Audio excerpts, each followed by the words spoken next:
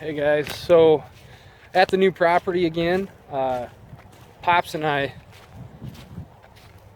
came over here today. Sorry, I thought I heard something. We are at the spot where I shot splits where the last video was at. I'm actually walking up to it. I shouldn't say I'm actually quite there yet, but I'd explained how we're tackling the bedding area in here, making a main artery shoot through it that will be a main travel, and we'll encourage it by keeping it killed down and stuff. But then on up back behind me, right through there, if you go behind that cedar, you can kind of see the tips of the oak that I shot splits out of. So this is that corridor. I'm gonna brush hog right through there.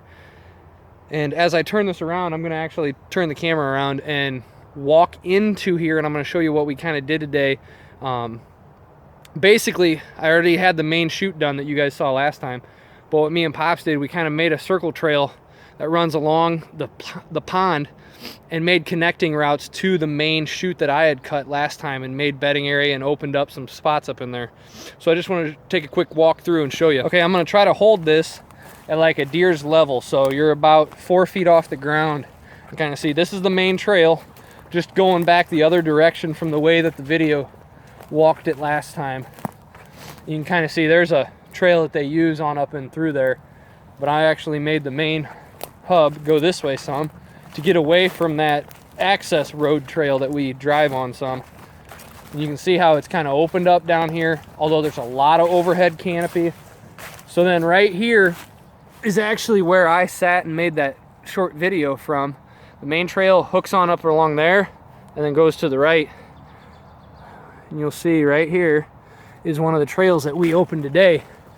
So again, you can already tell it's more narrow. It's wide enough for you know, easily a deer to get through. And comes on back here. We opened up little cubbies here for them to bed.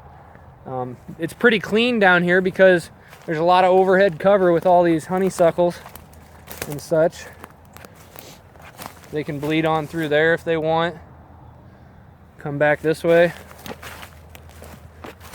So now, just so you know, the pond, I don't know if you can see that, the pond's like right there. So they've got water along here. Then right here, they can go either that direction, back out towards where the main artery trail runs, or they can bed in there. They also got an option to go this way.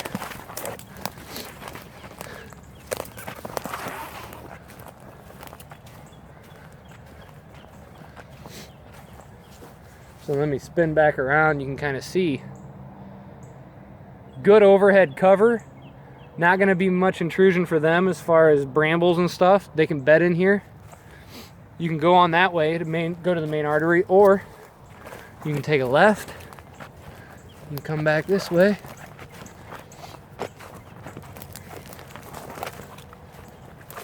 And here we are back on the main artery or trail.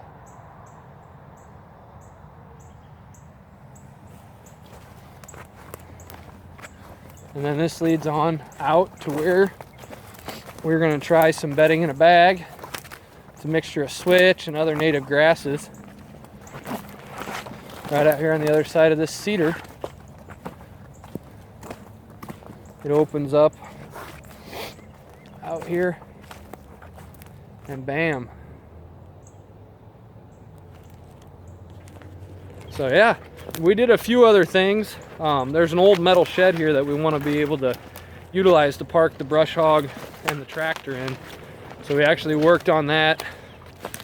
And we talked about cutting a trail or a corridor up this tree line that the stand that I shot splits out of is in. Because right now, as I've explained, I use the old dirt track to access that stand. And the bad thing about that is they bed in there. So being able to just walk up that tree line inside of it with cover on each side of you, blocking sight out to the food here, and then ultimately across the food and into the bedding, but also having cover from, oh, deer was bedded right there. There was some hair on the ground.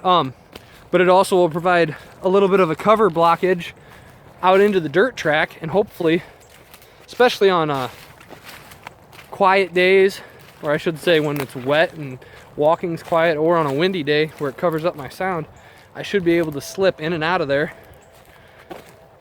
with less intrusion, maybe not none, because I'm sure the deer will still get me some depending where they're bedded in the track. But yeah, that's what we're doing. Just another quick day spent at the new property, the new 22, making it better and bigger seeming. Tomorrow we are planting 5 or 6 apple trees that came and 3 pear trees. So this whole area behind me that runs, it's got trails on both sides, and then there's islands with cross trails going back and forth between it. This is going to become clover chicory as well as our fruit plot, if you will. So down the road 4 or 5 years, these deer are going to have water, food, fruit right by their bedding area. So, and they're going to have different kinds of bedding. They're going to have this bramble stuff that we just walked through, the switch on down below, and then kind of a sapling infested area between where the woods get big and the switch area. There's kind of a pocket of sapling stuff. So this is Ty. I'll bring you more video tomorrow for the planting of the trees, and kind of hopefully discuss with you why we chose where we chose. Partly out of what is there, and partly we've got to get them in the ground now, so we can't wait. So that's kind of also limiting our choices. So this is Ty. God bless. Good luck out there. Hey guys, so I'm at the truck, and it's in the familiar spot. I've actually parked here a couple times in the past couple of videos here, but the stand that I shot splits out of is in that somewhat young but very, very fertile and stable oak. You know, it's not the typical size tree that I like to climb, but it was the only tree that I could get up in a stand around here, and I need to brush it in a little bit more. But it works good being as low as it is. But today we did a little bit more just to add to what we did yesterday. We're back out here and we planted, let's see, it would be two pear, and I think 6 apple. We've got 2 real good pollinating Chinese chestnut crabapple trees. They're supposedly really prolific pollinators as well as producing crab apples. We got 2 of those. They're planted, one north, the very northern edge of where all of them are, and then one on the very south edge. And this is only about a 40-yard stretch right around the stand. So, and we got 2 pears in the ground as well that should cross-pollinate. I may add another one down the road here, but I'm thinking with all the wild pear around here as well, I really think pollination shouldn't be a big issue. But I'm gonna flip this around and I'll kind of show you orientation purposes and what I've done around these apple trees. It's gonna look a lot different than what it did from the video. I wish I had the stand up because I would climb the tree and look down over this, because it's gonna look different this year, that's for sure. Okay, for those of you who watched the splits hunt, the whole story of splits, this is actually the angle of where he walked out. The scrape tree that he worked is actually, well, it's now gone. Well, I think it's that one. He scraped underneath and we've got an apple tree sitting next to it. But this is the view, and you'll notice there's a short cedar that's gone, and then I've cut down and hinged a lot of these trees in here in this pocket. Now, why did I do that? Well, it's because those are going to be competing for light from the apple trees that we planted over here. So we've got an apple tree here. It's a standard, or no, this is a pear tree, a standard sized pear tree. So I wanted to get it towards the northern edge, so that way as it matures, it doesn't block any light from any of the others. We've got an apple tree here. I'm not 100% sure which one, but an apple tree there. And then we've got an apple tree tucked in there. All of these have tubes on them. They're like spiral tubes that'll grow with the tree, but it'll stop rodents from eating them. We did even put chicken wire around the base of some of these cages, but these cages should suffice. We've got 3 here, and then here, I'll just keep on walking. This is that trail that you guys saw. I need to get that piece of metal out, but that's that trail that goes in, and then we made arteries that filter on down to the main chute that we have talked about in past videos, and actually what you just watched. Obviously that is cut and needs hauled out, but here's another opening. We've got an apple tree, and this is looking back towards where Kix was shot, or Splits, sorry. We got another apple tree there. That oak tree that's there, if it keeps doing well, what we'll probably do is cut all the lowest branches that we can reach and train it to go real high with its branches as to not shade any light from anything. But you'll notice I hinged a lot of these wild pear trees, and look at those buds. It's budding out something fierce, but those are those wild pears that we got throughout here. Hinged a bunch of them. I actually think that one right there I will hinge as well in the future, but I want to make sure and see if the apple trees all take. If they do take, I'll probably get rid of that tree. I will probably end up getting rid of that tree over there. Hopefully you can see it and the sun's not blinding. Let me walk around this way. So there's the oak tree that had the camera that Splits died right by. And that's the tree I shot him out of. But that pear at some point may go bye-bye. But it's not really blocking much except for that tree behind it. So what I might do is just shave this whole side so that way the light doesn't get blocked. That's a pear crab.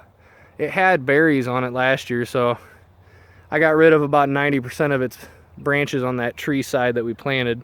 And we'll get rid of the whole thing if that tree takes, most likely. You'll notice I got rid of that small cedar tree that was right here. I may even be getting rid of that cedar tree. Cedar trees do not, let me see if I can do this. Cedar trees do not get along with apple trees. I'm gonna have to treat these things anyways, because cedar trees, I've read as far as a mile away, the spores that they release is what can cause the cedar rust on your apple trees. So I'm gonna have to treat these apples, come out here and spray during the prescribed time. I think you do it 2 or 3 times, 2-week increments, and you should be pretty much good. So I'm gonna have to do that to avoid that. But this is that spot where the trail is gonna loop in. And I got rid of this cedar so it was much easier. It was really the only big obstacle tree that the brush hog couldn't go through. So now we'll be able to drive that trail through, and I have to make the decision if that cedar tree is gonna stay or not.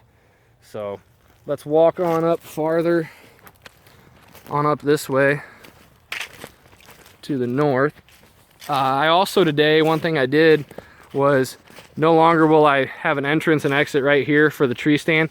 Last year I came in from the backside from the dirt track, but there is now a cut artery trail that runs this entire tree line all the way down to where we park. I still got to go back through with a rake, pruners, and move a bunch of stuff because it's not the prettiest trail right now.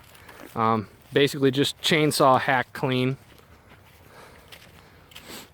Let's go on up here. So then we've got this, and you can see I hinged down some of this cover. This pocket here, we will probably get rid of some of it.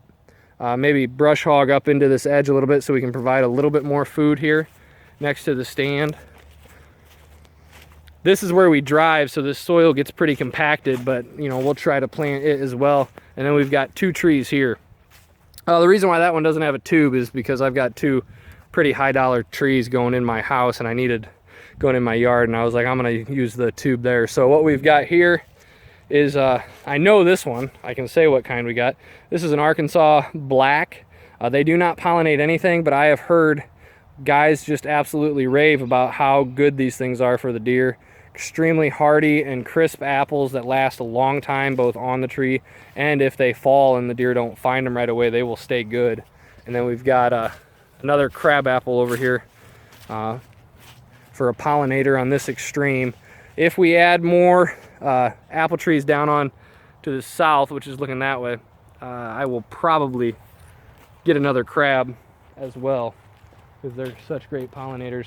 The one thing, I will eventually probably clear this edge here up to where the woods start. I have a strip of pines that run the northern edge of my property, and then my property makes a jog over that direction the camera's pointed towards, and that's the square chunk of about 3.5 of big timber that juts up off of the northeast corner of my property. But I'll probably clear this, and then I'm gonna have them log all these pines that are worth logging, and when they're done, I'll push these all back, probably with a bobcat or something if I can get a hold of one, fill in this hole right here, and I will plant probably 2 or 3 or 4 more apple trees or chestnut trees. I'm not gonna go over to it, but we did put chestnuts in the ground as well. We put, I think 6 chestnut trees in the ground over on the northern side of all the food. Between the little woods and the food is where those are going to be. We're going to plant that upland game mix there from Wildlife Seed, which is going to be a great transitional spot to and from the little woods. Bedding area over here. I mean, pretty much anything, but it's nice, good cover, but it's also going to provide food. So I think that's all I got. A lot of rambling, but got trees in the ground, got a lot of hinging going, got this corridor cut, as well as cleaned out the old metal shed so we can park the tractor while it's out here and get it out of the elements. It is probably the worst shed ever, but it has a roof that's 98% sealed and old metal frame, so it'll keep it dry. That's all that matters. So this is Ty. God bless. Good luck out there, and I'll keep bringing you videos. Make sure you like, subscribe, and share everything you hear about on small acre hunting. And hopefully everything that I'm doing, I'm going to try to, every time we come here to accomplish anything, even if it's just a 2-minute video, I'm going to try to lay down some film for you guys and just share it, get it out there as soon as I can. Kind of quality over quantity, if you will, or quantity over quality, if you will. I guess hopefully it's good quality, but you know what I mean. I'm going to stop talking now.